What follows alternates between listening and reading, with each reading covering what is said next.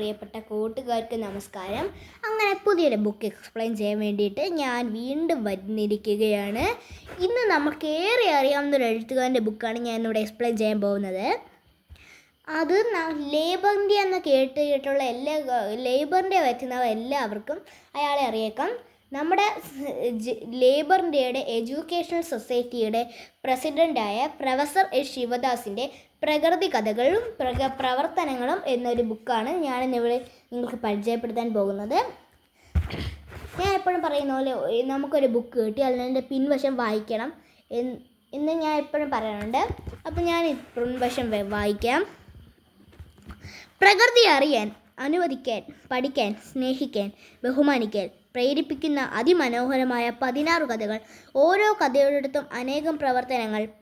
പ്രകൃതി പഠനം ആവേശകരമായ അനുഭവമാക്കുന്ന ലളിതവും ഹൃദയമായ ബാലസാഹിത്യ രചന.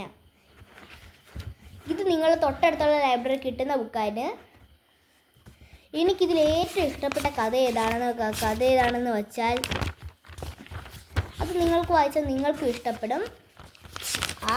ഇതിലേക്ക് എനിക്ക് ഇഷ്ടപ്പെട്ട കഥയാണ് ഒരു പൂച്ചക്കഥ.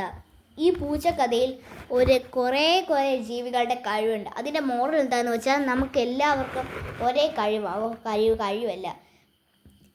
ഈ വാക്ക് കേൾക്കുമ്പോൾ എനിക്ക് അത് മനുഷ്യരെ സംബന്ധിച്ചുള്ള നമ്മുടെ ലോകപ്രശസ്ത ശാസ്ത്രജ്ഞനായ സ്റ്റീഫൻ ഹോക്കിങ്ങിൻ്റെ ചെറിയൊരു വാക്യങ്ങളാണ് എനിക്കിപ്പോൾ ഇവിടെ ഓർമ്മ വരുന്നത്. ആ വാക്യങ്ങളാണ്: നാം എല്ലാം വ്യത്യസ്തരാണ്, എന്നാൽ നമ്മളെല്ലാം മനുഷ്യരാണ്. നമ്മളെല്ലാം വ്യത്യസ്തരാണ്. നമ്മുടെ കഴിവുകളെല്ലാം ഒരേപോലെയല്ല. ചിലർക്ക് ചിത്രം വരയ്ക്കാൻ കഴിവ് കാണും, ചിലർക്ക് അതിനേക്കാളും നന്നായിട്ട് പ്രസംഗിക്കും കഴിവ് കാണും, ചിലർക്ക് നന്നായി കഥ പറയാൻ കഴിവ് കാണും. അങ്ങനെ എത്ര കഴിവുകൾ. പക്ഷേ എല്ലാവർക്കും എല്ലാ കഴിവും കിട്ടണമെന്നില്ല. എല്ലാവർക്കും ഒരു കഴിവ് കാണും. ആ കഴിവുകളെ വളർത്തിയെടുക്കാൻ ശ്രമിക്കുക എന്നാണ് ഒരു പൂച്ചക്കഥ എന്ന കഥ നമ്മളെ അറിയിക്കുന്നത്. നമ്മുടെ കഴിവ് എന്താണെന്ന് നിങ്ങൾക്ക് ആർക്കും അറിയില്ല. ഞാൻ പറഞ്ഞത് ശ്രദ്ധിച്ച് കേൾക്കൂ. നമ്മുടെ കഴിവ് എന്താണെന്ന് അത് നമുക്ക് മാത്രമേ അറിയൂ. ചിലപ്പോൾ ചില സമയങ്ങളിൽ അത് നമുക്ക് പോലും അറിയത്തില്ല. നമ്മൾ തന്നെ നമ്മുടെ ജീവിതത്തിലൂടെ ആ കഴിവ് എന്താണെന്ന് നമ്മൾ തന്നെ അറിയണം. അപ്പോഴേ ആ കഴിവിനെ നമുക്ക് വേണ്ട രീതിയിൽ പ്രയോജനപ്പെടുത്താൻ കഴിയും. അതാണ് ഒരു പൂച്ചക്കഥ എന്നൊരു പുസ്തകം. ഈ പുസ്തകത്തിലെ പൂച്ചക്കഥ എന്നൊരു കഥ നമ്മളെ ഇപ്പോൾ മനസ്സിലാക്കിച്ച് തരുന്നത്.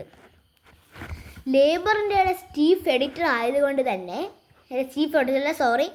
ലേബർ ഇന്ത്യയുടെ എഡ്യൂക്കേഷണൽ സൊസൈറ്റിയുടെ പ്രസിഡൻ്റ് ആയതുകൊണ്ട് തന്നെ പ്രൊഫസർ ശിവദാസിന് അത്യാവശ്യം നമ്മൾ പഠിക്കുന്ന കാര്യങ്ങളെ പറ്റിയൊക്കെ അറിയാമെന്ന് ഞാൻ പ്രതീക്ഷിക്കുന്നു. അപ്പോൾ നിങ്ങളിപ്പോൾ ഈ വീഡിയോ കണ്ട ഈ ബുക്ക് വായിച്ചാൽ നിങ്ങൾ പ്രകൃതിയോട് കൂടുതൽ ഇണങ്ങിച്ചേരാൻ പറ്റും. ഇതിൻ്റെ പേര് വായിച്ചാലേ നിങ്ങൾക്കറിയാം ഇത് പ്രകൃതിയുടെ പറ്റിയുള്ള കാര്യമാണ്. അപ്പോൾ എൻ്റെ പേര് ഷാൻജി കോവിൻ. നിങ്ങൾ എത്രയും നേരം കണ്ടുകൊണ്ടിരുന്നത് വേൾഡ് ഓഫ് നോളജ് ആണ്.